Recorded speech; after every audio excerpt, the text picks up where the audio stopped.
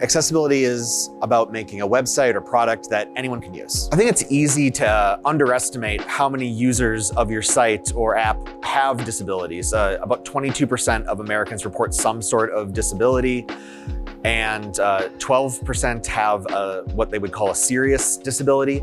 So really, you're expanding your user base quite a bit. For businesses, outside of the legal requirements and implications, accessibility is about making a site or product that anyone can use.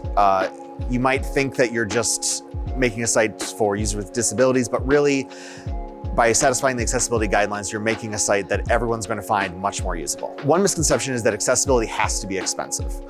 If you build accessibility into your processes, like we do with kind of our full stack development here, it can really be a lot cheaper for you in the long run than adding it on after the fact. Also, if you're coming and you've already built a site or built a mobile app, that testing or remediation doesn't have to be a huge, complicated process. It can just be hitting the most important things first and kind of worrying about less important things down the road. At Nerdery, because we are a kind of a full stack development house, we've got people who have worked with accessibility in usability, in development, in quality assurance, and we can really kind of speak to all of those interactions.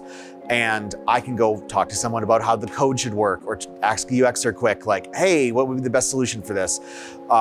We can not only find the problems, but also have the solutions ready for you.